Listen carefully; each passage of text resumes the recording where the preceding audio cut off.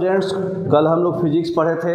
Physics के कुछ graph portions को हम लोग को थोड़ा सा प्रैक्टिकली समझना पड़ेगा, ठीक है। तो पहला हम लोग क्या पढ़े थे, डिस्टेंस। इसको क्या बोलते भाई,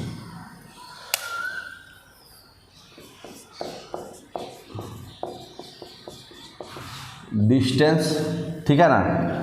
तो डिस्टेंस में हम लोग को क्या पढ़ना है, सबसे पहले ये समझना है कि डिस्टेंस और टाइम के बीच जो ग्राफ होता है, अगर इधर हम लोग टाइम लेते हैं और इधर हम लोग डिस्टेंस को x से डिनोट करते हैं, ठीक है ना। ये आपका डिस्टेंस है और ये आपका क्या है, टाइम, ठीक है। डिस्टेंस और टाइम, तो डिस्टेंस और टाइम का कोई ग्राफ है, ठीक है। तो इसका 2-3 ग्राफ आएगा, ठीक है। तो पहला ग्राफ क्या है, अगर बाई द वे ये ग्राफ जो है पैरेलल टू एक्स एक्सिस, दोनों से मतलब इक्वल एंगल बनाते हुए ये आगे की ओर जा रहा है, ठीक है।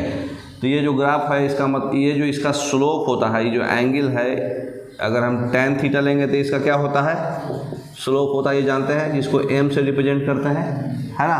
तो ये जो स्लोप अगर यूनिफॉर्म जाएगा, ओरिजिन से पास होगा, तो ये किस चीज़ का ग्राफ है, यूनिफॉर्म स्पीड का ग्राफ है, ठीक है। यूनिफॉर्म स्पीड का ग्राफ है। दूसरा है, अगर डिस्टेंस और टाइम का ग्राफ हम लोग ले रहे हैं, ठीक है, कोई भी पर्टिकुलर एंगल से अगर ये टाइम के पैरेलल जा रहा है, तो ये क्या शो कर रहा है कि टाइम बढ़ रहा है बट डिस्टेंस नहीं बढ़ रहा है। इसका मतलब ये क्या है, body at rest, body rest पर है ना।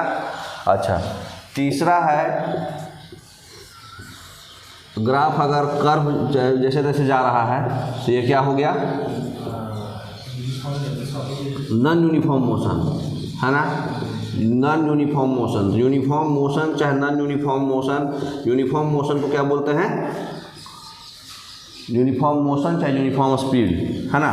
अगर मोशन बोले हैं तो, या फिर स्पीड बोले हैं तो, अगर डिस्टेंस टाइम ग्राफ लेंगे तो ये आएगा, ठीक है। अगर हम इसका स्लोप के जगह पर एरिया लेते हैं, एक ग्राफ ऐसा है, ये आपका टाइम है, ये आपका x है, और कोई भी पर्टिकुलर पोर्शन में मान लीजिए पहले रेस्ट गया, फिर यूनिफॉर्म मोशन पे गया, फिर यहाँ से कुछ दूसरा मोशन पे गया, फिर यहाँ पर रेस्ट गया, फिर डाउन हुआ, तो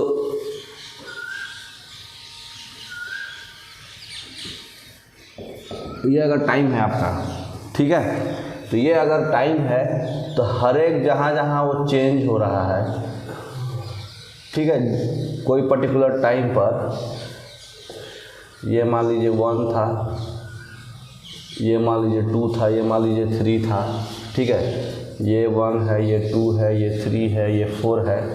तो इसका जो एरिया होता है, जो एरिया कवर होगा, ये ओरिजिन होता है, जानते हैं ना आप। तो इसका जो एरिया कवर होगा, अगर 0 से 1 दोनों साइड का एरिया है, ये जो एरिया होता है ना, ये उसका एक्सेलरेशन बताएगा। किसी भी चीज़ का कोई भी ग्राफ हो, कोई भी ग्राफ हो, उसका स्लोप क्या बताता है, एंगल, मतलब स्लोप जो है tan थीटा, वो स्लोप क्या बताता है, दिस बाई दिस, मतलब स्लोप इसका क्या होगा, x बाई टी। तो स्लोप बोले तो x by T, x by T क्या होता है, डिस्टेंस बाई टाइम क्या होता है, स्पीड। तो डिस्टेंस बाई टाइम, तो इसका स्लोप स्पीड बताएगा, ठीक है। और किसी भी ग्राफ का एरिया क्या बताता है, x इंटू टी। तो बताइए डिस्टेंस इंटू टाइम क्या होगा, हाँ,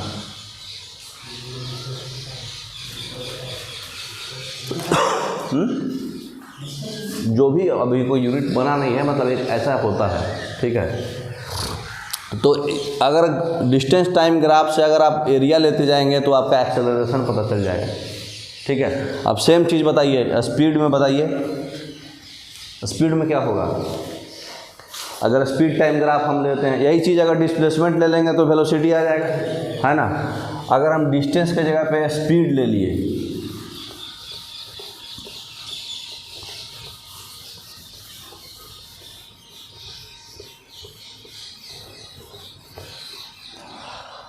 अगर हम यहाँ पे स्पीड ले लिए, v से रिप्रेजेंट करते हैं, है ना। तो अगर स्पीड है और इधर टाइम है t, तो इसका जो यूनिफॉर्म ऐसे जाएगा ये क्या है बताएगा, ये यूनिफॉर्म क्या, एक्सेलरेशन। ठीक है, क्यों? क्योंकि किसी भी ग्राफ का स्लोप क्या बताता है, ये बाई ये, तो इसका स्लोप क्या होता है, v बाई टी बताएगा। तो v बाई टी आपका एक्सेलरेशन होता है। ठीक है, अगर body speed by time graph है और अगर बॉडी यूनिफॉर्म मोशन में है तो कैसा जाएगा, वो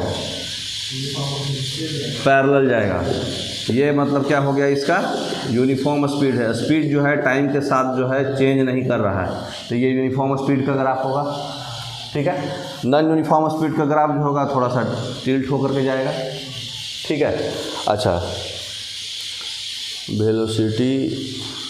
वेलोसिटी इनटू टाइम क्या होता है बताइए। हाँ, एक्सेलरेशन क्या होता है। हाँ, तो मतलब कोई भी ग्राफ का जो है एरिया जो है उसका इनटू में बताता है, तो डिस्टेंस टाइम ग्राफ का एरिया जो है वो क्या बताएगा, एक्सेलरेशन। तो डिस्टेंस टाइम ग्राफ का एरिया बताता है एक्सेलरेशन, स्पीड टाइम ग्राफ का स्लोप बताता है एक्सेलरेशन। स्पीड टाइम ग्राफ अगर पैरेलल टू एक्स एक्सिस है तो यूनिफॉर्म स्पीड है। ठीक है, अच्छा, पैरेलल टू वाई एक्सिस जाएगा तो क्या होगा, हाँ, मतलब कि टाइम बढ़ नहीं रहा, स्पीड बढ़ रहा है, ऐसा पॉसिबल नहीं है। ठीक है ना, तो स्लोप को हम लोग रिप्रेजेंट करते हैं किस चीज़ से, m से, और m इक्वल टू होता है tan थीटा जो x एक्सिस से बनाता है थीटा, x एक्सिस से जो थीटा बनाएगा वही थीटा कहलाता है। लंबा होगा तो x एक्सिस से लंबा थीटा बनाएगा। अच्छा, डी एक्सेलरेशन शो करना है तो उसको कैसे शो करेंगे बताइए, स्पीड टाइम ग्राफ है या डी एक्सेलरेशन शो करना है। हाँ, इसका मतलब कि वो ऐसे झुकते हुए जाएगा वो।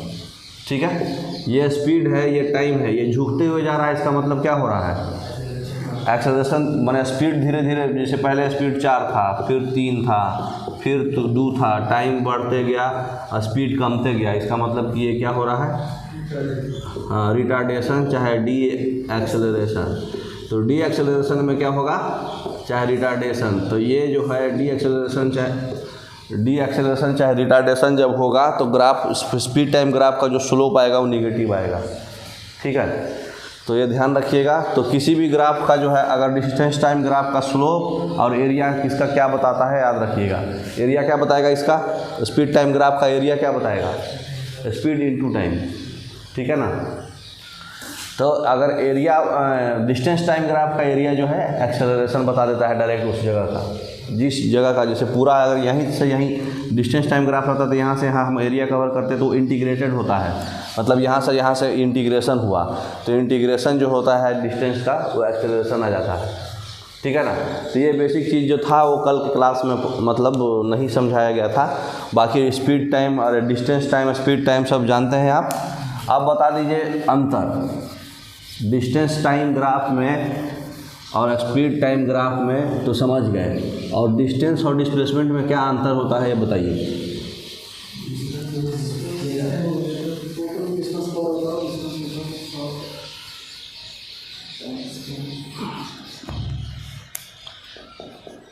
ये है डिस्टेंस और ये है डिस्प्लेसमेंट।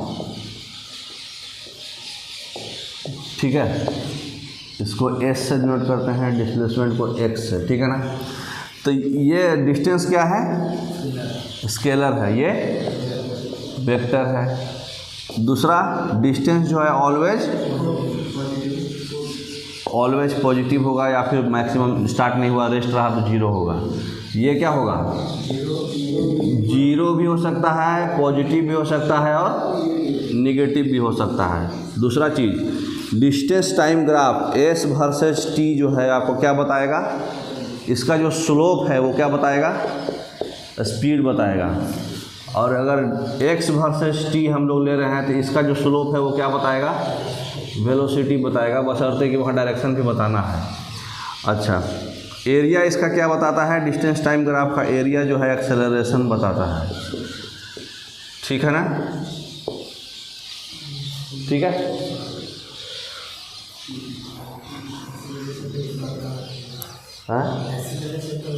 हाँ, मतलब स्पीड मतलब डिस्प्लेसमेंट मतलब एक्सेलरेशन तो जब भी होगा तो इसका ही बताएगा। अच्छा, और बताइए ये डिस्टेंस और डिस्प्लेसमेंट में और क्या अंतर होगा। हाँ, ये जो होता है टोटल लेंथ ऑफ पाथ है, जो पूरे पाथ का लेंथ है पूरा जोड़ दीजिए। ये क्या है, शॉर्टेस्ट डिस्टेंस है आपका इनिशियल और फाइनल के बीच में, ठीक है ना। Shortest distance between initial and final position, जो फाइनल पोजीशन है उसके बीच में जो शॉर्टेस्ट डिस्टेंस होगा ये आपका डिस्प्लेसमेंट बताएगा, ठीक। और क्या अंतर होगा डिस्टेंस डिस्प्लेसमेंट में? हाँ, वो तो स्केलर में वही है स्केलर का मतलब ही वही होता है। और कुछ होगा डिफरेंस?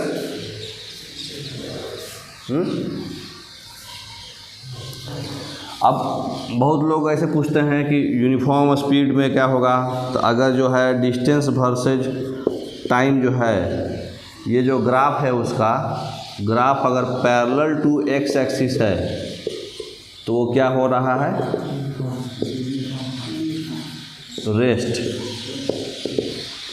रेस्ट बता रहा है। यूनिफॉर्म मोशन कब बताता है, जब वेलोसिटी वर्सेस टाइम का ग्राफ है तो यूनिफॉर्म स्पीड है ना। ठीक है, तो इतना बेसिक जो है वो छूट गया था कल के क्लास में। आज हम लोग फिर जो है आगे पढ़ेंगे, ठीक है, लॉज ऑफ मोशन वगैरह से आगे पढ़ेंगे। अभी लास्ट में फिर इसका ज़रूरत पड़ेगा, बोर्ड का क्वेश्चन लगाएंगे तब, ठीक है ना। तो क्वेश्चन लगाएंगे तब देखेंगे। आज हम लोग आगे पढ़ते हैं, ठीक है। चलिए लगा दीजिए, वर्क एनर्जी, पावर और ग्रेविटेशन पढ़ेंगे आज। तो आज हम लोग उसके आगे पढ़ेंगे, ठीक है ना। कल हम लोग यूनिट पढ़ लिए थे, मोशन पढ़ लिए थे, लॉज ऑफ मोशन पढ़ लिए थे, है ना। आज इसको पूरा वर्क एनर्जी एंड पावर पढ़ेंगे, फिर ग्रेविटेशन पढ़ेंगे, फिर पांचों का एक बार निचोड़ जो है 20-25 मतलब 30-35 क्वेश्चन लगा लेंगे ताकि कॉन्फिडेंस आ जाए। तो आज का टॉपिक है work energy and power. Work क्या होता है?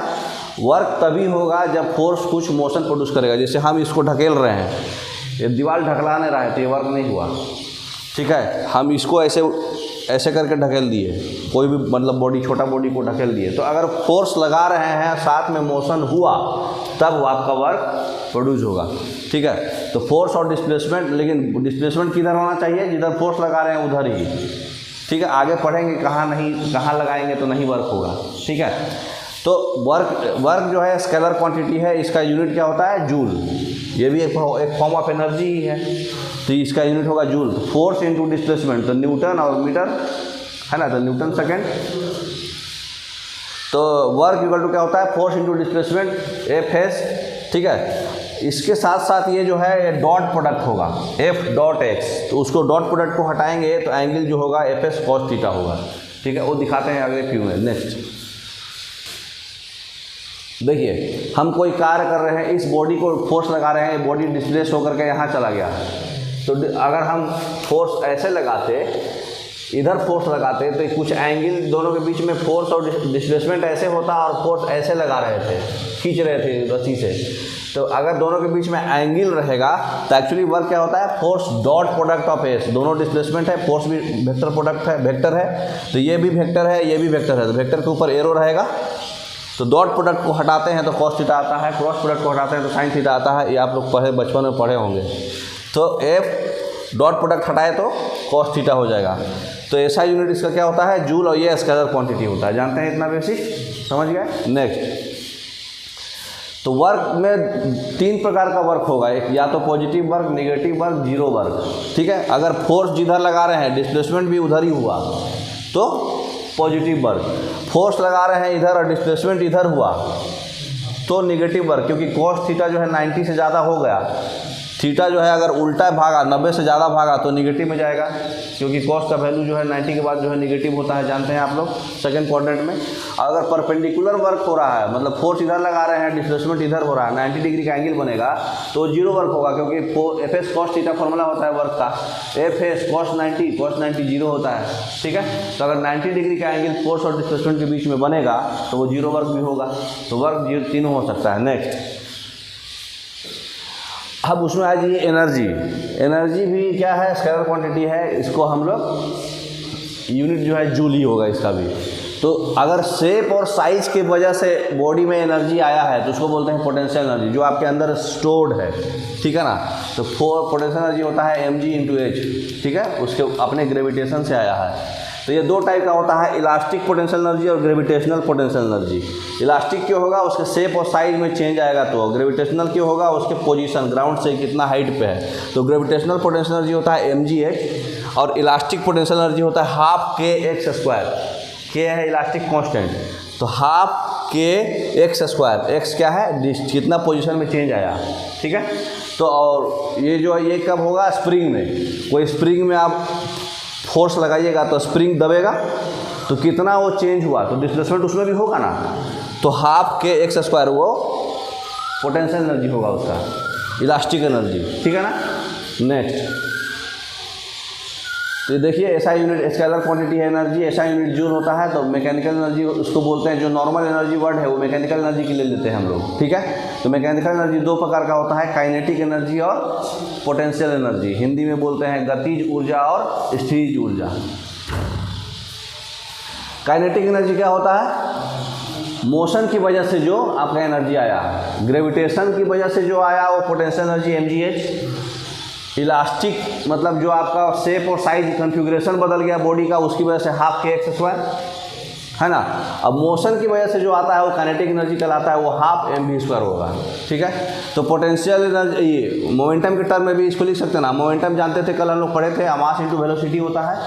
तो इसको हम लोग मास इंटू वेलोसिटी लिख करके, और बाकी एक भी है, तो इसको हम लोग अगर इसके टर्म में कन्वर्ट करना चाहेंगे तो कितना आ जाएगा, p²/2m। इसको दो बार लिख दे तो m² दो बार आ जाएगा। अगर अपने मन से एक m ऊपर भी गुना करेंगे और एक m नीचे भी गुना करेंगे तो m² v² क्या हो जाएगा, mv का होल स्क्वायर, तो हो जाएगा p² और 2 है ही और m, ठीक है। अगर इसको इधर लेके जाएंगे तो p² = 2m into kinetic energy, है ना। तो 2m के बराबर क्या हो जाएगा, p²। इसको अंडर रूट कर देंगे तो मोमेंटम और काइनेटिक एनर्जी में रिलेशन भी आ जाएगा, ठीक है ना। तो काइनेटिक एनर्जी = p²/2m और momentum = √2m into kinetic energy. दोनों फॉर्मूला पे एग्जाम आते रहता है, ठीक है ना। नेक्स्ट, तो काइनेटिक एनर्जी और पोटेंशियल एनर्जी दोनों का जोड़ जो है हमेशा कांस्टेंट आएगा। अगर बॉडी अर्थ पे है तो हाइट तो कुछ आया नहीं, हाइट नहीं आया तो पोटेंशियल एनर्जी 0, क्योंकि mgh होता है, h 0 हो गया। काइनेटिक एनर्जी यहाँ पर बॉडी का पहले से 100 था। फिर जैसे आप कुछ हाइट पे गए तो पोटेंशियल एनर्जी कुछ इसका आ जाएगा, तो काइनेटिक एनर्जी उतना हिसाब से वो ऑटोमेटिक कम जाएगा। आप जैसे जैसे ऊपर जाइएगा जो है उसका काइनेटिक एनर्जी कमता है, और जैसे जैसे आप ऊपर जाइएगा उसका पोटेंशियल एनर्जी बढ़ेगा, क्योंकि हाइट बढ़ेगा ना आपका। तो हाइट बढ़ेगा तो सरफेस ऑफ द अर्थ से आप ऊपर जाएंगे तो पोटेंशियल एनर्जी बढ़ते जाएगा, लेकिन टोटल एनर्जी हमेशा कंजर्व रहेगा। पोटेंशियल एनर्जी और काइनेटिक एनर्जी को हम जोड़ेंगे तो मैकेनिकल एनर्जी होगा। टोटल एनर्जी हमेशा कांस्टेंट आएगा। तो दोनों का जोड़ हमेशा, कहीं भी ऊपर जाइएगा एकदम हाइट पे चल जाइएगा तो वहाँ पोटेंशियल एनर्जी मैक्सिमम होगा, वेलोसिटी 0 हो जाएगा, क्योंकि कुछ फ्रैक्शन ऑफ सेकंड तक ये रुकेगा तब वापस आएगा। आप किसी बॉडी को ऊपर उछालिएगा तो फ्रैक्शन ऑफ सेकंड तक जो है ऊपर जा करके वो रुक के फिर गिरेगा, है ना। तो जैसे जैसे आप ऊपर जाइएगा उसका वेलोसिटी कमते जाएगा, तो काइनेटिक एनर्जी कमते जाएगा, क्योंकि हाफ mv² होता है, समझ गए। नेक्स्ट, तो principle of conservation of energy यही बोलता है कि एनर्जी जो है आप नहीं बना सकते हैं या नहीं डिस्ट्रॉय कर सकते हैं, ये जो है सिर्फ एक फॉर्म से दूसरे फॉर्म में ट्रांसफॉर्म होगा। तो जैसे हाइड्रो पावर प्लांट है, हाइड्रो पावर प्लांट में क्या होता है, पानी बहुत ज़्यादा स्टोर रहता है डैम में, तो उसके अंदर हाइट रहता है तो पोटेंशियल एनर्जी होता है। वो डैम का पानी जो है टरबाइन को मारता है तो उसको रोटेट कर देता है, तो काइनेटिक एनर्जी से वो रोटेट हुआ, उसके रोटेशन की वजह से इलेक्ट्रिकल एनर्जी जनरेट हो जाता है। जैसे सोलर सेल है, सोलर का जो एनर्जी है, सोलर सेल जो है उसको अपना सनलाइट लिया और उससे इलेक्ट्रिसिटी पैदा हो गया, ठीक है। थर्मल पावर प्लांट है, थर्मल पावर प्लांट में क्या होता है, जो आप बॉडी को पहले पानी को हीट करता है, किससे, कोयला से, कोल है ना, कोल से हीट करते हैं उसको। तो कोई भी बॉडी जो एलिमेंट्स को आप हीट कर रहे हैं तो केमिकल रिएक्शन होगा, कुछ केमिकल रिएक्शन होता है ना। कोयला में क्या है, कार्बन, कार्बन में पानी आया, उसमें हीटिंग हुआ तो CO2 बना, H2O बना, इस तरह से बनता है ना। तो केमिकल एनर्जी होता है वो केमिकल एनर्जी से हीट जनरेट होगा, बॉडी में स्टीम आएगा, मतलब पानी में स्टीम आ जाएगा, और वो स्टीम से फिर से टरबाइन रोटेट होगा और फिर से इलेक्ट्रिसिटी जनरेट होगा। तो थर्मल पावर प्लांट में एक्चुअली वही काम है। सो हाइड्रो पावर प्लांट जो है हाइट की वजह से उसमें एनर्जी स्टोर हो जाता है, उसको काइनेटिक एनर्जी में कन्वर्ट करके एनर्जी, मतलब डायनेमो, मेन मोटो हमारा क्या है, उसका जो रोटर ब्लेड है उसको मूव करना है, या तो आप उसको केमिकल एनर्जी कोयला से गर्म करके मूव कराइए हीट करके, या तो फिर हाइटे से उसका हाइट से गिरा दीजिए पानी को, उससे भी एनर्जी है। तो ये फॉर्म जो है चेंज होते जा रहा है। डायनेमो में क्या होता है, मैकेनिकल एनर्जी उसको मूव कर रहे हैं कस के, मूवमेंट से इलेक्ट्रिकल एनर्जी पैदा हो रहा है। तो देखिए नेक्स्ट स्लाइड में हम दिखाए हुए हैं, उसका इमेज से आपको समझ में आएगा। पावर पहले समझ लीजिए, पावर क्या होता है, काम करने का क्षमता को पर रेट, एनर्जी का पर यूनिट टाइम, तो रेट ऑफ डूइंग वर्क। तो इसका पावर का क्या होता है, एनर्जी पर यूनिट टाइम है, वर्क पर यूनिट टाइम है, एनर्जी पर यूनिट टाइम है। पर यूनिट होगा तो जूल पर सेकंड होगा, इसका यूनिट जूल है, इसका यूनिट टाइम है तो सेकंड होगा, तो जूल पर सेकंड बोलो तो क्या हो गया, वाट। पावर भी स्केलर क्वांटिटी है, वेक्टर का भी नामो निशान नहीं है। पावर में याद रखिए हमेशा पावर हम लोग किलो वाट में करते हैं, छोटा मोटा पावर नहीं रहता है। तो 1 किलो वाट में 1000 वाट होता है। 1 हॉर्स पावर में कितना होता है वाट, 746 वाट, ठीक है। 1 मेगावाट में 10⁻6 वाट, ठीक है। तो न्यूक्लियर पावर प्लांट में हमेशा एनर्जी मेगावाट में ही चलता है, क्योंकि बहुत ज़्यादा एनर्जी वहाँ पे होगा तो एनर्जी पावर भी ज़्यादा होगा। देखिए यहाँ पर डैम था, डैम से हम पानी को छोड़े तो ये क्या हो गया, पानी में मूवमेंट आया, काइनेटिक एनर्जी आया, इसको रोटेट किया, इसको रोटेशन से इलेक्ट्रिकल एनर्जी जनरेट हो गया। यही ना होता है डैम में, तो वही दिखाए हुए हैं, ठीक है। तो पावर जो है वर्क पर टाइम स्केलर क्वांटिटी होता है, ऐसा यूनिट वाट होता है। 1 वाट में 1 जूल पर सेकेंड होगा, ठीक है ना। वर्क आपका जानते हैं, जूल है फोर्स, न्यूटन मीटर है ना, तो जूल बोले तो न्यूटन मीटर। नेक्स्ट समझ गए। नेक्स्ट इलेक्ट्रिकल एनर्जी क्या होता है, आपके घर में जो एनर्जी जनरेट होता है, जो यूनिट लगता है 1 यूनिट, उसको हम लोग किलो वाट आवर में डिनोट करते हैं, क्योंकि एनर्जी और क्या होगा, power into time, power equal to energy by time. अभी पढ़े ना आप, तो एनर्जी बराबर क्या हो जाएगा, पावर इनटू टाइम। तो पावर होता है किलो वाट में, हम लोग जनरली लेंगे, घर में जो यूज होता है किलो वाट में यूज होता है, और टाइम हम लोग आवर में लेते हैं। तो किलो वाट आवर जो है 1 यूनिट कहलाता है, कमर्शियल यूनिट। जो आपका बिजली बिल लगता है ना 7 रुपये यूनिट, 8 रुपये यूनिट, वो यूनिट कितना है, किलो वाट आवर है। अगर उसको जूल में कन्वर्ट करेंगे तो वो 3.6 × 10⁻6 जूल होगा। एग्जाम में बहुत आता है ये, ठीक है। तो उसको जूल में कैसे करेंगे, इसको भी हम लोग आवर को 3600 करेंगे ना, और किलो वाट को 1000 वाट लिखेंगे ना, तो 3600 और फिर 1000, तो उसको सॉल्व करेंगे तो 3.6 × 10⁻6 होगा, ठीक है ना।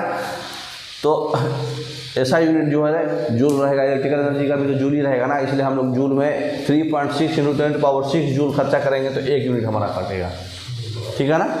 नेक्स्ट क्वेश्चन देख लीजिए, फोर्स और डिस्प्लेसमेंट से क्या रिप्रेजेंट होगा, product of force with displacement in the direction of force. Displacement अगर डायरेक्शन ऑफ द फोर्स में ही है तो फोर्स और डिस्प्लेसमेंट का प्रोडक्ट क्या होता है, वर्क, ठीक है ना। External agency applied on a body to change the state of rest और यूनिफॉर्म मोशन, उसको क्या बोलते हैं, एक्सटर्नल जो भी चीज़ हम लगा रहे हैं, किसी एनर्जिया को चेंज कर रहे हैं, उसके रेस्ट के स्टेट को चेंज कर रहे हैं, या यूनिफॉर्म मोशन के स्टेट को चेंज कर रहे हैं, तो क्या है वो फोर्स है।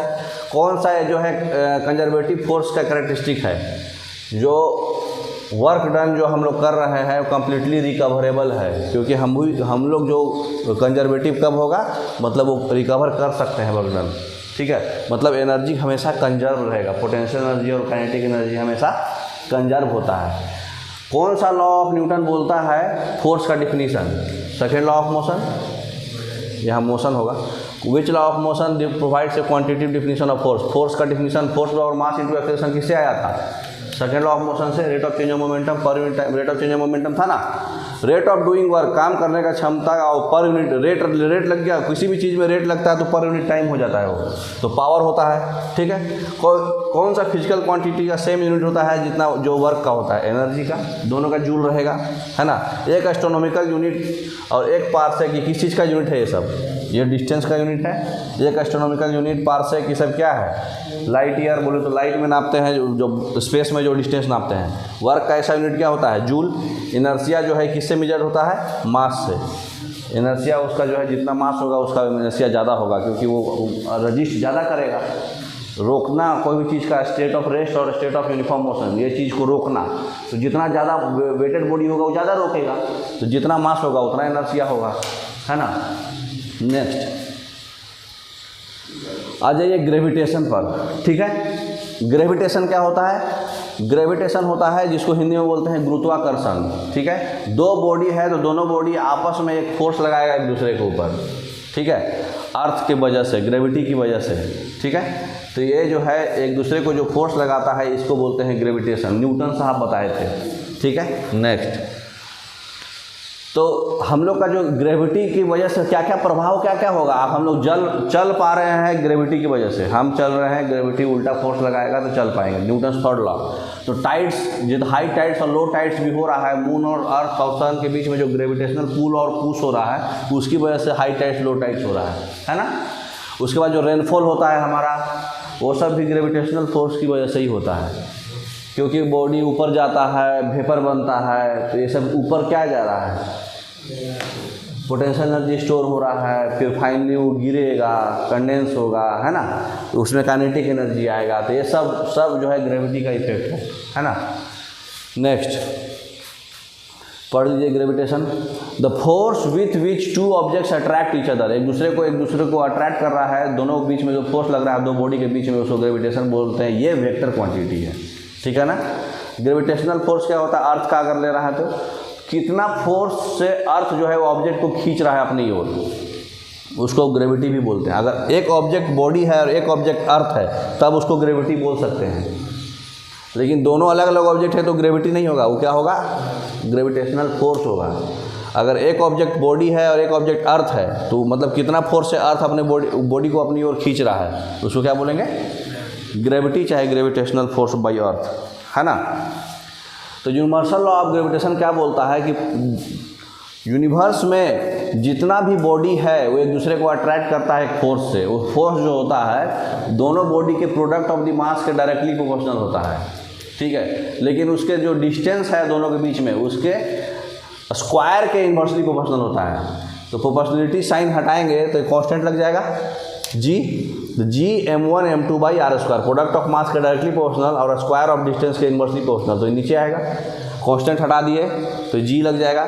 जी का वैल्यू जो है यूनिवर्सल ग्रेविटेशनल कांस्टेंट होता है जिसका वैल्यू होता है 6.67। न्यूटन साहब भी दिए थे जी का value 6.67 into 10 to power -11 unit. बताइए क्या होगा ये? जी बराबर क्या करेंगे? Force into R square by m1 m2 होगा, तो क्या हो जाएगा? Newton into R square, metre square पर 1 kg 2 kg मैंने 1 kg का स्क्वायर। ठीक है, तो न्यूटन मीटर स्क्वायर पर kg स्क्वायर इसका यूनिट होगा। बार बार एग्जाम में आता है।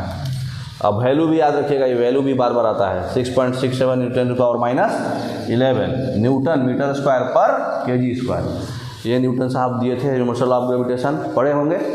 नेक्स्ट, तो ये दिखाए हुए इसमें दो बॉडी है, दोनों के बीच में डिस्टेंस r है, तो एक दूसरे को जो है फोर्स जो है अट्रैक्ट कर रहा है एक दूसरे को। वो फोर्स पहला बॉडी का मास m1 है, दूसरा बॉडी का मास m2 है, एक फोर्स लग रहा है। तो पहला क्या बोले थे यूनिवर्सल ऑफ ग्रेविटेशन में? प्रोडक्ट ऑफ मास का डायरेक्टली प्रोपोर्शनल होगा। दूसरा बोला कि उसके स्क्वायर ऑफ डिस्टेंस के इन्वर्सली प्रोपोर्शनल होगा। दोनों प्रोपोर्शनलिटी को मिला दिया, प्रोपोर्शनलिटी साइन हटता है तो कोई कांस्टेंट आता है, तो प्रोपोर्शनलिटी साइन हट गया तो कांस्टेंट आ गया जी m1 m2 by R square. वो जी होता है 6.67 into 10 to power -11 newton metre square पर kg स्क्वायर। तो जी का वैल्यू जो है हम लोग अगर सॉल्व करेंगे तो f into R square by m1 m2, F का होता है न्यूटन, आर स्क्वायर हो गया मीटर स्क्वायर और एक kg और इंटू kg, तो न्यूटन मीटर स्क्वायर पर kg स्क्वायर। समझ गए? नेक्स्ट क्या हो गया भाई?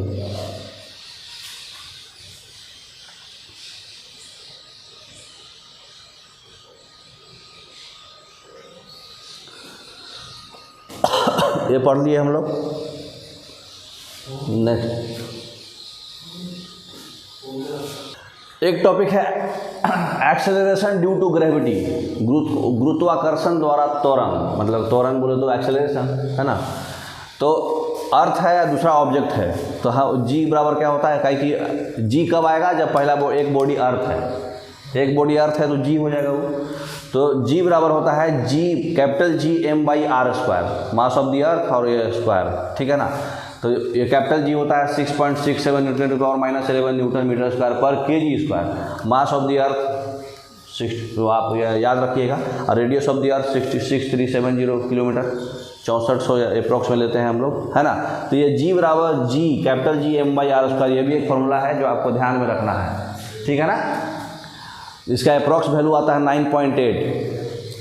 तो देखिए G का वैल्यू जो होता है वो 9.8 मीटर पर सेकंड स्क्वायर होता है, ठीक है। इसका यूनिट एक्सेलरेशन का यूनिट होता है ना मीटर पर सेकंड स्क्वायर। तो ये एक्सेलरेशन ही तो है जो अर्थ के द्वारा, ग्रेविटी के द्वारा जो एक्सेलरेशन आ रहा है उसको बोलते हैं, ठीक है।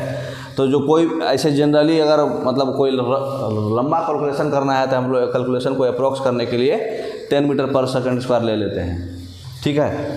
तो एक क्या होता है, अगर मून पे आप जाइएगा तो मून पे आपका ग्रेविटी कम जाएगा। तो मून पे जो ग्रेविटी होता है अर्थ के ग्रेविटी के 1/6 माने 6 पार्ट होता है, 1/6। अर्थ पे जो ग्रेविटी होगा, मून पे जो ग्रेविटी होगा, मून वाला जो है 1/6 होगा, माने अर्थ वाला जो है मून के 6 गुना ज़्यादा होता है, ठीक है ना।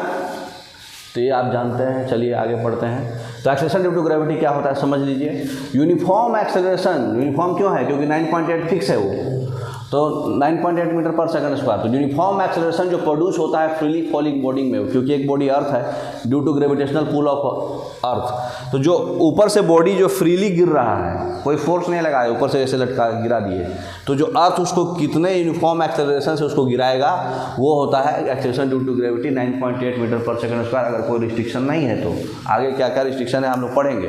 तो ये जो है ना ही शेप पे डिपेंड करेगा, ना ही साइज पे, और ना ही जो बॉडी गिर रहा है उसके मास पे। बड़ा मास, बड़ा बॉडी गिराइए चाहे छोटा बॉडी गिराइए, टेढ़ा मेढ़ा गिराइए चाहे मतलब सीधा बॉडी गिराइए, सब का जो है 9.8 ही आएगा। शेप पे डिपेंड नहीं करेगा, साइज पे डिपेंड नहीं करेगा, मास पे नहीं डिपेंड करेगा, लेकिन डिस्टेंस पर आगे देखिए पर समझ में आएगा। मून का जो वैल्यू होता है जी का वैल्यू मून पर 1/6 होता है अर्थ के, अभी हम लोग देख चुके। जी का वैल्यू जो है प्लेस टू प्लेस चेंज करेगा, कहाँ चेंज करेगा अभी हम लोग पढ़ेंगे। तो जी का वैल्यू जो है कांस्टेंट जो हम लोग लेते हैं 9.8 चाहे 10 कैलकुलेशन के लिए Gm/r² अभी हम लोग देख चुके हैं ना। प्लेस टू प्लेस चेंज करता है, वो पढ़ते हैं कहाँ है नेक्स्ट। अब देखिए ये है आपका सेंटर, ये है आपका सरफेस ऑफ द अर्थ, और ये है आपका मान लीजिए कोई हाइट। तो आप नीचे जाइए चाहे ऊपर जाइए जी का वैल्यू कमेगा। यहाँ पर फिक्स है, सरफेस पे कितना है मैक्सिमम रहेगा। ऊपर भी जाइएगा तो कमेगा और नीचे भी जाइएगा तो कमेगा, माने गहराई में भी जाइएगा तो आपका कमेगा। सेंटर पे आ जाइएगा तो 0 हो जाएगा जी। सेंटर ऑफ द अर्थ पे जी 0 होता है, अर्थ के सेंटर पे, सरफेस पे नहीं, ठीक है। और ऊपर भी हाइट के साथ जी क्या होता है घटेगा। तो ऊपर भी घटेगा और नीचे भी घटेगा। बोले तो इक्वेटर पे जी मैक्सिमम होगा, पोल पे जी कम होगा, कम होगा। पढ़े अभी देखेंगे next. Kepler's laws of motion. Kepler's law of motion क्या है, अभी जी का वैल्यू और आगे देखेंगे आएगा, ठीक है ना। तो जितना भी प्लैनेट्स है जो सन के चारों ओर मूव कर रहा है वो इलिप्टिकल ऑर्बिट में मूव करता है। इलिप्स जानते हैं ना, पढ़े हैं ना इलिप्स बचपन में, और जो हिंदी में नहीं पढ़े वो अंडाकार कक्षाओं, ठीक है ना। तो ऑल प्लैनेट्स जो है सन के चारों ओर जो है इलिप्टिकल ऑर्बिट में मूव करता है। जिस सन जो है कोई एक फोकस पे होगा। इलिप्स जो होता है ऐसे गोला सा ऐसा अंडा टाइप का होगा, इसमें जो सेंटर लेंगे तो यहाँ एक फोकस होगा, यहाँ 2 फोकस होगा। तो एक फोकस पे आपका सन होगा, ये बताया कि इलिप्टिकल ऑर्बिट में जो है घूमेगा अर्थ, और सन जो होगा, अर्थ जो है सन के चारों ओर घूमता है और सन जो है उसके एक फोकस पे रहता है। पहला लॉ ये बताया, ठीक है। दूसरा लॉ बताया कि जो हम प्लैनेट और सन के बीच में जो लाइन ज्वाइन करेंगे तो इक्वल एरिया लेगा इक्वल टाइम इंटरवल पर। अभी नेक्स्ट स्लाइड में बता देते हैं उसमें फिगर से, ठीक है ना। इक्वल एरिया लेगा इक्वल टाइम इंटरवल पे, जो स्क्वायर ऑफ टाइम पीरियड होगा वो t², उसके क्यूब के सेमी मेजर एक्सिस माने r के क्यूब के डायरेक्टली प्रोपोर्शनल होगा। t²/r³ कांस्टेंट होगा, ठीक है। देखिए नेक्स्ट स्लाइड में समझाते हैं। देखिए ये हमारा सन है और ये अर्थ जो है इलिप्टिकल ऑर्बिट में मूव हो रहा है। तो कोई पर्टिकुलर पोजीशन हम लोग यहाँ पे लिए, तो ये पोजीशन और ये पोजीशन, ठीक है ना। हम कुछ t टाइम में हम यहाँ से यहाँ गए तो दूसरा बॉडी t टाइम में यहाँ से यहाँ गया होगा, तो ये जितना एरिया कवर करेगा उतना एरिया ये भी कवर करेगा। दूसरा लॉ यही बोला, क्या बोला कि इक्वल टाइम ऑफ ट्रेवल अगर हम लेंगे तो P1 से P2 अगर कोई बॉडी यहाँ से यहाँ जा रहा है T1 से T2 टाइम में, तो T1 से T2 टाइम में कोई बॉडी दूसरा बॉडी यहाँ जाएगा तो E जितना एरिया लंबा वाला कवर कर रहा है उतना ही एरिया E भी कवर करेगा। समझ में आ रहा है, एरिया सेम होगा। तो एरिया सेम होगा इसका मतलब कि लंबा होगा ही, तभी ना एरिया सेम आएगा। जितना एरिया E छोटका वाला लेगा उतना ही एरिया E भी आएगा। तो एरिया जो होता है इक्वल टाइम अगर हम लेंगे तो एरिया जो कवर होगा उस बॉडी का द्वारा सन से वो हमेशा सेम आएगा। तो ये कौन बोला था? Kepler's law. ठीक है, तो जो हमारा जो सन है ये नज़दीक वाला प्लैनेट है P1, दूर वाला प्लैनेट है P2। तो जो नज़दीक वाला प्लैनेट होता है वो ज़्यादा स्पीड से चलता है और जो दूर वाला प्लैनेट होता है वो स्लो स्पीड से चलेगा।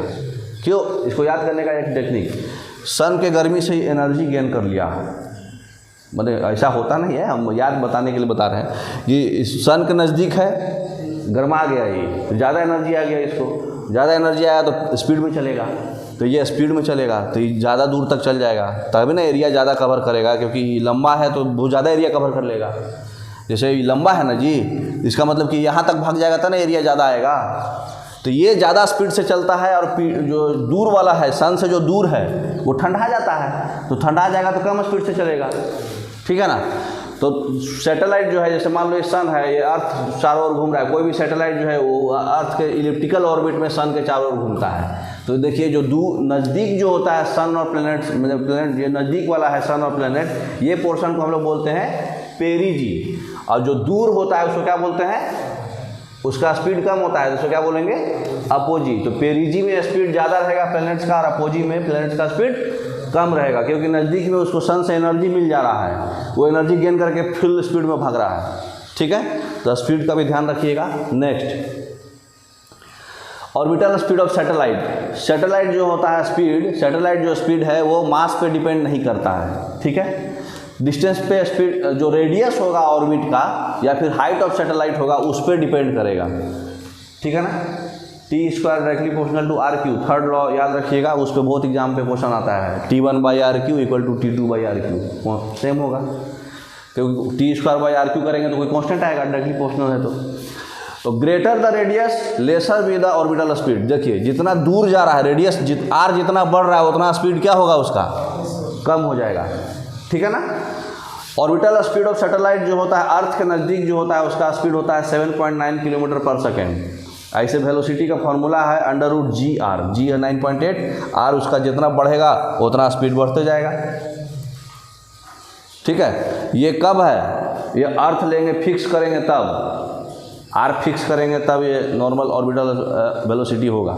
ठीक है, ठीक है। अर्थ के नज़दीक वाला बोलो तो ये पेरिजी का है ये, क्योंकि OPG का तो और कम जाएगा ना, ये पेरिजी का वेलोसिटी फॉर्मूला है। ठीक है ना। और ऐसे याद रखिएगा, अर्थ के नज़दीक वाला जो होता है 7.9 किलोमीटर पर सेकेंड होता है। ठीक है। नेक्स्ट, कोई अगर लिफ्ट में है तो वेट क्या होता है? वेट क्या होता है? Mass into gravity.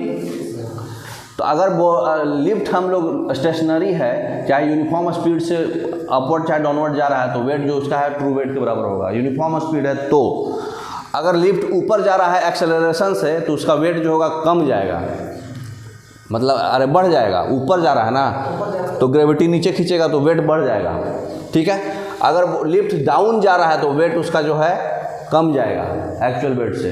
देखते नहीं आप कभी भी नीचे जाता है तो आपको एकदम हल्का फील होता है, चाहे आप कभी राउंड वाला झूला झूले हैं तो ऊपर जाते हैं, उसके बाद ऊपर से अचानक से नीचे आता है तो कितना हल्का फील होता है, क्योंकि अचानक से वेट वहाँ पर जो है बहुत कम हो जाता है आदमी का, तो हल्का फील होता है, तो आदमी डर जाता है, अरे क्या हुआ। तो अगर लिफ्ट टूट गया तो बॉडी फ्रीली फॉल करेगा और वेट ऑफ द बॉडी जो है 0 हो जाएगा, तो उस कंडीशन को बोलते हैं वेटलेस। तो जो हाइट पे अगर जो राउंड ऐसे जो झूला झूलता है आदमी ऐसे हाइट वाला, तो यहाँ पे अचानक से जो हाइट मैक्सिमम हाइट पे जाएगा तो हम मैक्सिमम हाइट पे जी जो है उसको मैक्सिमम से खींचेगा कम, इसका मतलब कि वहाँ पे क्या हो जाएगा? वेटलेस फील होगा, मतलब अचानक से लिफ्ट टूट गया और बॉडी जो है फ्रीली फॉल हो जाएगा, तो वहाँ पे फ्रीली फॉल होता है। अगर हम नीचे जा रहे हैं तो एक्सेलरेशन, लिफ्ट का एक्सेलरेशन अगर ज़्यादा है तो एक्सेलरेशन ड्यू टू ग्रेविटी जो है कहाँ चल जाएगा? लिफ्ट के सीलिंग पे, मतलब वहाँ पे आपको निगेटिव एक्सेलरेशन हो जाएगा। तो जी जो है अगर ऊपर जा रहा है बॉडी तो जी बढ़ेगा और नीचे जा रहा है बॉडी तो जी घटेगा, तो उसी हिसाब से आपका वेट भी होगा। नेक्स्ट, जियो स्टेशनरी सैटेलाइट के बारे में जानते हैं कुछ? अगर सैटेलाइट जो है इक्वेटोरियल प्लेन में डायरेक्शन ऑफ द अर्थ के रोटेशन में है, मतलब वेस्ट टू ईस्ट है, तो वो सैटेलाइट को बोलते हैं जियो स्टेशनरी सैटेलाइट। मतलब अर्थ से मैच कर रहा है, जियो अर्थ से मैच कर रहा है। अर्थ कैसे मूव करता है? वेस्ट टू ईस्ट, है ना। तो अर्थ के रोटेशन में कोई सैटेलाइट मूव कर रहा है इक्वेटोरियल प्लेन में, मतलब ऑर्बिट जो ये इक्वेटोरियल के अराउंड, है ना, रोटेशन उसका। तो वो रोटेशन जो होता है वो जियो स्टेशनरी सैटेलाइट का होता है। उसका टाइम पीरियड जो अर्थ लेगा वही लगेगा 24 घंटा। ये सैटेलाइट जो होता है लगेगा कि स्टेशनरी है, मूव नहीं हो रहा है, क्योंकि अर्थ भी उसी हिसाब से मूव कर जा रहा है, ठीक है। तो ये जो है कितना हाइट पे मूव होता है? 36,000 किलोमीटर पे। ये जो ऑर्बिट होता है, ऐसे सैटेलाइट के ऑर्बिट को हम लोग बोलते हैं पार्किंग ऑर्बिट।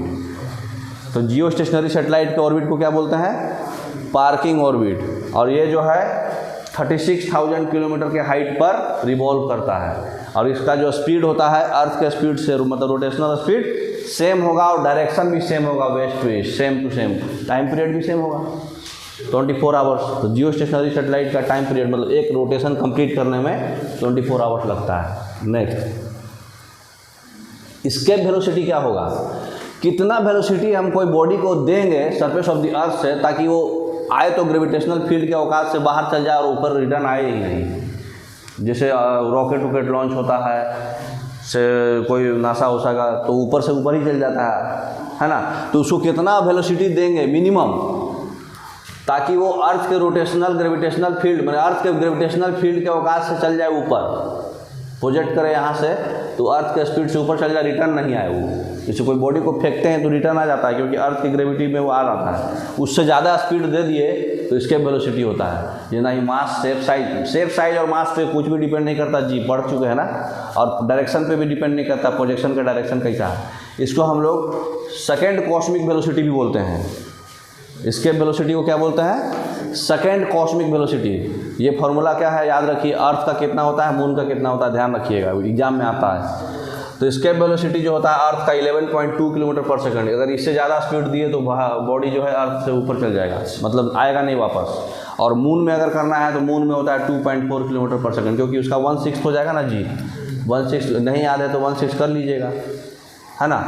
तो एस्केप वेलोसिटी जो फार्मूला होता है √2g × r। √gr क्या था बताइए? पेरिजी वेलोसिटी था ऑर्बिट का, था ना, प्लैनेट्स का जो था ना, √gr, और उसमें 2 लगा दिए तो एस्केप वेलोसिटी हो जाएगा। तो ऑर्बिटल वेलोसिटी ऑफ सैटेलाइट अगर √2 टाइम्स अगर हम बढ़ा दिए 41%, तो सैटेलाइट जो है ऑर्बिट से चला जाएगा, सीधे एस्केप कर जाएगा। ऑर्बिटल वेलोसिटी यही था ना, √gr, और √2 टाइम्स अगर हम कर दिए तो एस्केप वेलोसिटी हो जाएगा। तो ऑर्बिटल वेलोसिटी के √2 टाइम्स अगर हम बढ़ा देंगे स्पीड 41.4%, तो सीधा वो एस्केप कर जाएगा, वापस नहीं आएगा। समझ गए? नेक्स्ट, आज का क्वेश्चन, कौन सा इसमें जो है मेन कारण है टाइड्स का? बताइए। टाइड्स अभी बताए थे, टाइड्स, वॉकिंग, ये सब ग्रेविटेशनल पुल है सन और मून के बीच का। सन और मून के बीच में जो ग्रेविटी का इफेक्ट आ रहा है वो टाइड्स का इफेक्ट है, मतलब कारण है। Who among the following was the first to conclude that in vacuum all objects fall with same acceleration g and reach the ground at the same time? Galileo साहब बोले थे कि बड़ा हो छोटा हो, अगर उसको आप एयर उसको डिस्टर्ब नहीं कर रहा है, एयर भी रेजिस्टेंस कुछ देता है ना।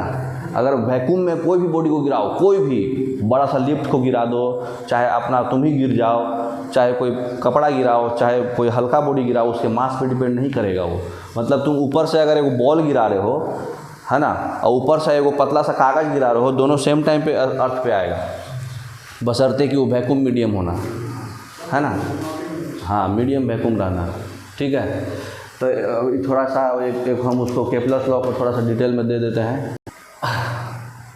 अब आ जाइए जी पर। जी जो है, हाँ इसलिए आप बोल रहे थे पोल पे वो है जी। ध्यान रखिए जी कहाँ पे बढ़ेगा घटेगा, ठीक है।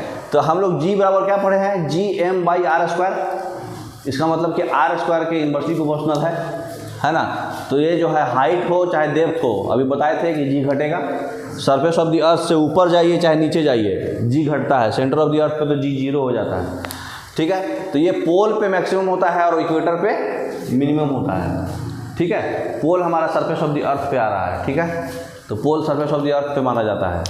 तो इक्वेटर, तो जी जो है क्यों घटता है? अर्थ के रोटेशन के वजह से, ठीक है। अगर एंगुलर स्पीड ऑफ द अर्थ हम लोग बढ़ाते जाएंगे और रिवर्स करेंगे तो जी हमारा घट जाएगा, मतलब एंगुलर स्पीड जितना बढ़ते जाएगा अर्थ का उतना जी घटते जाएगा, ठीक है। तो अर्थ का जो रोटेशन हो रहा है उसकी वजह से जी कम रहा है। अगर एंगुलर स्पीड अर्थ जो है 17 टाइम्स हो जाएगा तो इक्वेटर पे जी आदमी 0 हो जाएगा जी। एंगुलर स्पीड को अगर हम 17 गुना कर दिए नॉर्मल जी से, मतलब अर्थ का जो स्पीड होता है ना रोटेशनल स्पीड, तो रोटेशनल बोले तो एंगुलर बोलेंगे उसको, है ना। तो जो रोटेशनल स्पीड है एंगुलर स्पीड, उसको अगर हम 17 टाइम्स कर देंगे तो इक्वेटर पे जो जी होगा वो 0 हो जाएगा, ठीक है। तो इक्वेटर पे कम होता है या पोल पे मैक्सिमम होता है? पोल हमारा क्या है? Surface of the earth denote कर रहा है, तो पोल सरफेस ऑफ द अर्थ है तो सरफेस पे मैक्सिमम होता है। ऊपर जाओ तो घटेगा, नीचे भी जाओ तो घटेगा, तो इक्वेटर नीचे है तो घटेगा, है ना। तो इक्वेटर पे मिनिमम होता है और रोटेशन पे भी जी कमता है। जितना स्पीड अर्थ का रोटेशन स्पीड बढ़ाओ उतना वो जी कम जाएगा, ठीक है। अगर वो जुपिटर का जी लेना है तो जुपिटर का कम हो जाएगा, हाँ। अगर जी लेना है तो जुपिटर का अपना अलग रहेगा, ठीक है। तो रोटेशन पे भी कमेगा, ठीक है। इक्वेटर पे मिनिमम होता है, पोल पे मैक्सिमम होता है। ऊपर जाओ तो कमेगा, नीचे आओ तो कमेगा। सेंटर ऑफ द अर्थ पे 0 हो जाएगा। इक्वेटर पे 0 कब होगा? जब उसका 17 गुना स्पीड बढ़ा दिए तो, ठीक है। अब आइए क्वेश्चन पर, ठीक है। हिंदी वालों के लिए भी है। तो देखिए वर्क का यूनिट क्या होगा? जूल, तो पहला ऑप्शन। नेक्स्ट, लाइट ईयर किसका यूनिट है? डिस्टेंस का, 9.46 × 10⁻15 है ना metre. Next, which of the following quantities a measure of inertia? Inertia का कौन सा है? मास। जितना मास बढ़ेगा, मास पढ़े हैं, मूवी देखे हैं, मास वो इनर्शिया है। पार्सेक किसका यूनिट है? वो भी डिस्टेंस का ही यूनिट है, थोड़ा सा ज़्यादा होता है लाइट ईयर से, है ना। Next, which one of the following is not correctly match? Decibel जो है साउंड का यूनिट है, हॉर्स पावर पावर है, नॉटिकल माइल जो है नेविगेशन में यूनिट होता है, सेल्सियस हीट का नहीं, सेल्सियस टेम्परेचर का होता है, हीट का जूल होगा, क्योंकि हीट भी एक एनर्जी ही है। इसमें फंसता था बहुत लड़का। लूमेन किसका यूनिट है? अरे लूमेन का यूनिट क्या है? Light intensity. Very good.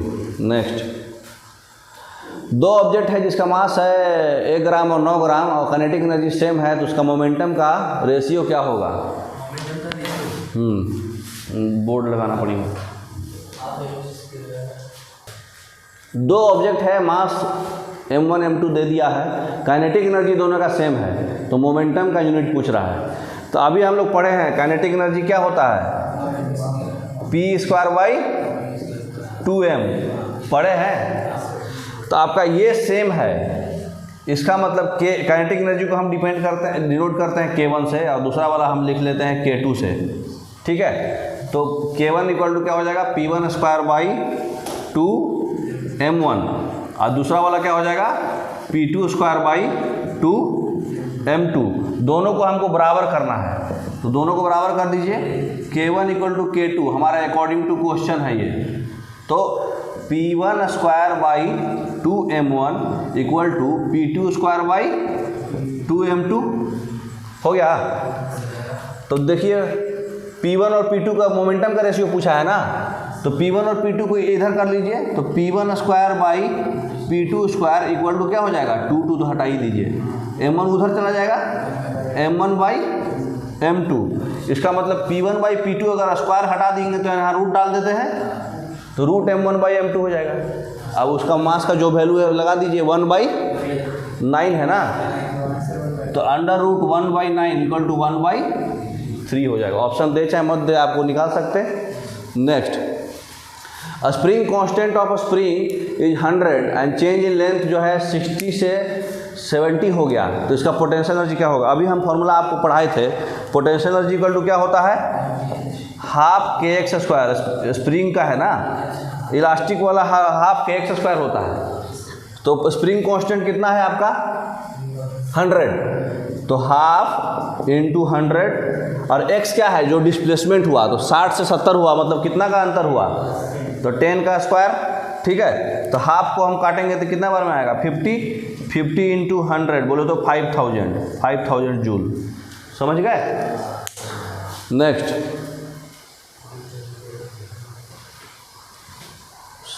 How much time is required to perform 520 joule of work at the rate of 25 watt. देखिए अभी हम लोग क्या पढ़े हैं, power equal to work upon time. तो इसमें देखिए आपको पावर भी दे दिया, वर्क भी दे दिया, टाइम क्या निकलेगा, टाइम इक्वल टू क्या हो जाएगा, वर्क अपॉन पावर। वर्क आपका कितना है 520, स्टैंडर्ड यूनिट जूले में है तो चलो लफड़ा खत्म है, ये भी स्टैंडर्ड यूनिट है, ये भी लफड़ा खत्म है, बाई 25 सॉल्व कर दीजिए, आंसर आ जाएगा।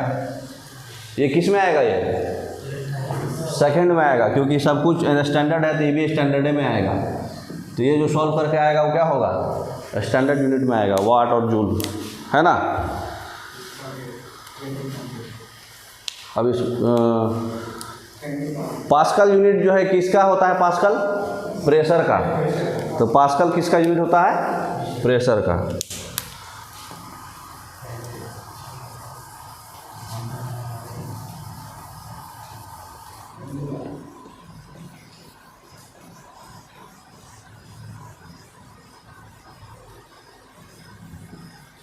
तो ये भी याद रखिएगा, मोमेंटम अगर काइनेटिक एनर्जी सेम है तो अंडर रूट m1/m2 होता है, सीधा ही याद रखने का, एग्जाम में ठोकने का सीधा, ठीक है। क्या है, कैंडेला। कैंडेला किसका यूनिट होता है, लुमिनस इंटेंसिटी का। किसका होता है, लुमिनस इंटेंसिटी कैंडेला, है ना। Next, when was the international system of unit. हाँ, ऐसा यूनिट कब लाया गया, 1971 में लाया गया। कौन लाया था, फ्रांस में, पेरिस में। ये डिसाइड किया गया कि अरे भाई सब लोग अपना अपना मेजरमेंट नाप रहा है, समुद्री लोग नॉटिकल माइल नाप रहा है, तो वो अलग अलग नाप रहा है, सब लोग अपना हिसाब से नाप दे रहा है, तो कोई तो एक स्टैंडर्ड होना चाहिए ना जिसको हम कन्वर्ट करके उसमें बताएं पूरा इंटरनेशनली। तो 1971 में आया, ये फ्रांस में आया था, पेरिस में। Next, force power mass into acceleration. ये इक्वेशन जो है न्यूटन का कौन सा लॉ है, सेकेंड लॉ है ना, जानते हैं आप लोग। Next, mass of the object जो होता है इनर्शिया का, ये कौन सा लॉ में बताता है कि इनर्शिया का मेजरमेंट जो है वो मास बताता है, कौन सा लॉ है ये, इनर्शिया फर्स्ट लॉ से आता है, फर्स्ट लॉ है। नेक्स्ट, हर्ट्ज नापने का कौन सा यूनिट है, हर्ट्ज किससे नापाता है, फ्रीक्वेंसी। गुड, फ्रीक्वेंसी का यूनिट होता है हर्ट्ज, 1/सेकेंड होता है हर्ट्ज, सेकेंड इनवर्स, है ना। मास ऑफ ऑब्जेक्ट इनर्शिया पढ़ चुके, first law. Next, electric current का यूनिट क्या होता है, इलेक्ट्रिक करंट का यूनिट होता है एम्पियर, ठीक है ना। नेक्स्ट, टाइम बताइए, time rate of change of momentum is equal to क्या होता है, force. Rate of change of momentum equal to बोले तो क्या, बोले तो mv minus mu by time. तो इसको सॉल्व करेंगे, mass constant v minus u by time. v minus u क्या होता है, acceleration, v minus u by t acceleration बराबर क्या हो गया, ये फोर्स। तो ये आपका क्या हो जाएगा, applied force, B option. Next, which of the following pair of physical quantity do not have similar dimension. किसका सिमिलर डायमेंशन क्या होगा, पहला ही देख लीजिए, वर्क और एनर्जी दोनों तो जूल होगा, तो दोनों सेम होगा। लेकिन फोर्स और प्रेशर, फोर्स क्या होता है न्यूटन और प्रेशर क्या होता है फोर्स पर यूनिट एरिया, तो न्यूटन पर मीटर स्क्वायर। तो यही हो गया, पहला ही ऑप्शन हो गया इसका, है ना। नेक्स्ट, प्रोडक्ट ऑफ फोर्स और टाइम क्या होता है, फोर्स इंटू टाइम क्या होता है, नहीं, इम्पल्स। पढ़े ना, नहीं पढ़े, karate expert, force into time. Every action has an equal and opposite reaction, कौन सा लॉ है, थर्ड लॉ है, C option. Product of force and time क्या होता है, impulse. Mass of object is measure of inertia, first law. Next, which of the following is non dimensional quantity, strain. पहला ही quantity है, strain क्या होता है, नॉन डायमेंशनल है ये। इसका फॉर्मूला क्या होता है, change in length bye original length. तो दोनों लेंथ है तो ये खत्म हो जाएगा, यूनिट इसका कुछ नहीं। यूनिटलेस रहेगा ये, है ना, तो स्ट्रेन होगा। Next, total momentum of the system is always constant, a option, है ना, टोटल मोमेंटम हमेशा कांस्टेंट होता है। Next, which of the following is not a vector? Mass, mass scalar quantity है। What is a scalar quantity? इसमें scalar कौन होगा? Energy, energy equal to joule. Scalar quantity अभी पढ़े ना, वर्क एनर्जी दोनों स्केलर है, पावर भी स्केलर है। Energy, which of the following is a vector? इसमें वेक्टर कौन है? प्रेशर भी स्केलर है, एनर्जी भी स्केलर है, वर्क भी स्केलर है, तो बचा कौन? मोमेंटम, मोमेंटम वेक्टर है ना। Next, which of the following is a vector? वही रिपीट हो गया, momentum. Not a vector, vector इसमें से कौन नहीं है? डिस्प्लेसमेंट भी है, वेलोसिटी भी है, फोर्स भी है, वॉल्यूम, वॉल्यूम स्केलर क्वांटिटी है, उसको ज़रूरत नहीं है कितना वाई डायरेक्शन में वॉल्यूम और एक डायरेक्शन में volume, total MQ. Value of g बताइए। Increases as we go above the surface, बिल्कुल गलत। Decreases as we go to centre of the earth, सही है। Remains constant is more at equator and less at poles, वो भी गलत, उल्टा कर दिया, इक्वेटर पे लेस और पोल पे ज़्यादा, है ना, तो बी ऑप्शन सही है, बी, है ना। Next, what is the value of escape velocity of moon? 2.4, 2.35, वही 11.2 का 1/6, है ना। ऐसे याद रखिए 2.35 या the mass of the body on the moon is 40 kg, तो अर्थ पे कितना हो जाएगा? 6 टाइम्स हो जाता है उसका, 240 हो जाएगा। वहाँ पे अर्थ का लिया इसलिए न्यूटन में आंसर आएगा। Next, who said that in universe every body exerts A gravitational force on every other body? कौन बोले थे ये बात? न्यूटन साहब सेब के पेड़ के नीचे रिसर्च मार दिए, एप्पल ट्री के नीचे। The mass of the body is 40 kg, तो हो गया 240। Next, name the world's first artificial satellite. दुनिया का पहला आर्टिफिशियल सैटेलाइट का नाम क्या था? हाँ, स्पुतनिक 1, रसिया छोड़ा था। Next, the value of universal gravitational constant कितना होता है? 10⁻⁻11 न्यूटन मीटर स्क्वायर पर kg स्क्वायर, बी ऑप्शन, है ना। यूनिट भी ध्यान रखिएगा, यूनिट पे बहुत एग्जाम में आता है। If a stone bring back to the earth from moon then it's, earth से मून को ला रहे हैं तो उसका क्या हो जाएगा? मास बढ़ जाएगा कि घट जाएगा? 6 मास पूछा है, weight mass remains constant but weight will be change, D option, weight 6 गुना हो जाएगा, डी ऑप्शन। मास कभी भी चेंज नहीं होता, ध्यान रखिएगा ये बात। To attain maximum range the projectile must be launch at an angle of 45 degree. Projectile का जो हॉरिजॉन्टल रेंज होता है, आगे पढ़िएगा, नहीं पढ़ा है, u स्क्वायर साइन 2θ/g होता है, ठीक है। तो साइन का वैल्यू मैक्सिमम कब होता है? 90 डिग्री पे। कॉस 90 0 होता है, साइन 91 होता है, तो थीटा आप 45 रखिएगा तब ना जाके वो 90 आएगा। तो r जो है मैक्सिमम आएगा कब? जब हम थीटा 45 रखेंगे तो ये 1 हो जाएगा, तो u स्क्वायर g हो जाएगा मैक्सिमम, ठीक है। तो ये प्रोजेक्टाइल में पढ़ना है, ठीक है, रेंज का। A body of mass 50 kg with speed of 100, acceleration कितना होगा बताइए? मास दिया हुआ है, फोर्स दिया हुआ है, एक्सेलरेशन क्या हो जाएगा? फोर्स बाई मास, है ना। तो बता दीजिए ऐसे ही बिना कैलकुलेशन का ही। फोर्स कितना है? 100 और 50 है, तो कितना हो जाएगा? 2 मीटर पर second square, D option. Next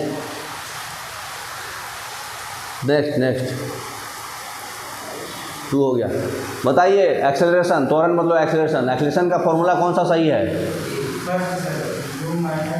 v बराबर u प्लस a t, पढ़े थे पहला इक्वेशन। दूसरा इक्वेशन होता है s बराबर u t plus half a t square, और तीसरा इक्वेशन होता है v square equal to u square plus 2as। कौन क्या क्या है बताइए? v क्या है हमारा? फाइनल वेलोसिटी, और u क्या है? हाँ, इनिशियल वेलोसिटी, और a है आपका एक्सेलरेशन, और t हो गया टाइम, तो एक्सेलरेशन और ये है टाइम। अब इसमें s क्या है? डिस्प्लेसमेंट चाहे डिस्टेंस, टाइम हो गया।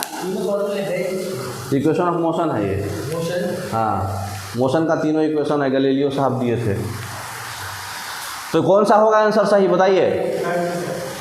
हैं? ए बराबर v minus u by time, हाँ एक्सेलरेशन बराबर v minus u by time, है ना। तो पहला ही ऑप्शन सही है। ए बॉडी ऑफ मास हो चुका, force by mass equal to acceleration. 1 kg पर सेंटीमीटर स्क्वायर प्रेशर किसके इक्विवेलेंट है? मतलब नॉर्मल जो प्रेशर होता है न्यूटन वाला में वो पास्कल बोलते हैं उसको, है ना। तो बार में हो जाएगा कितना? ये 1 kg है, 10⁵ होता है तब 1 होता है, तो 1 हो गया तो और कम जाएगा ना। सबसे कम बोले तो कौन है इसमें? 0.1 बार, याद रखिएगा ये 1 kg पर सेंटीमीटर स्क्वायर है यहाँ। तो 1 kg पर सेंटीमीटर स्क्वायर 0.1 बार के बराबर होता है। प्रेशर है, आगे पढ़िएगा प्रेशर।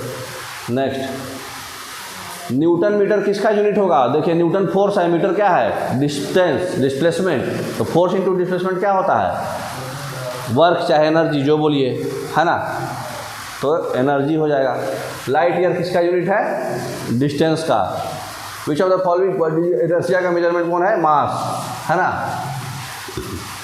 पार्सेक डिस्टेंस का, है ना। विच of the following is not correctly match, ये भी पढ़ लिए हम लोग। नेक्स्ट, लुमेंस, हाँ। क्यूरी किसका यूनिट है? रेडियो एक्टिविटी का। मैडम क्यूरी बताए थे आपको रेडियो एक्टिविटी में, हम मैडम क्यूरी खोज की थी इसलिए उसके नाम पे यूनिट दिया गया था। ऐसे हेनरी बेक्वेरेल खोज किए हैं।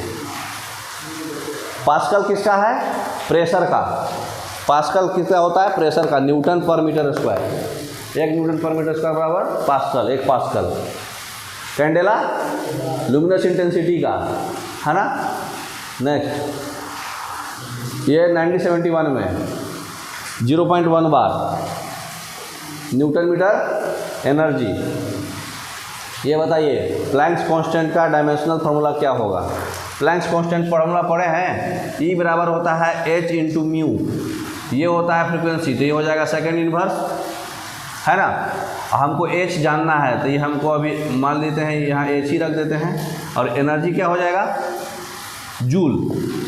तो इसका यूनिट क्या हो जाएगा? ये सेकेंड इनवर्स बोले तो 1/सेकेंड, तो इसका हो जाएगा जूल इंटू सेकेंड, है ना। तो जूल एक्चुअली में होता क्या है? फोर्स इंटू फोर्स का क्या होता है? न्यूटन, और न्यूटन का और मीटर, तो न्यूटन मीटर सेकेंड ये आ गया। न्यूटन एक्चुअली क्या होता है? मास इंटू एक्सेलरेशन, फोर्स है ना। तो फोर्स क्या होगा? Mass into acceleration. तो केजी और एक्सेलरेशन क्या होता है? मीटर बाई सेकेंड स्क्वायर, है ना।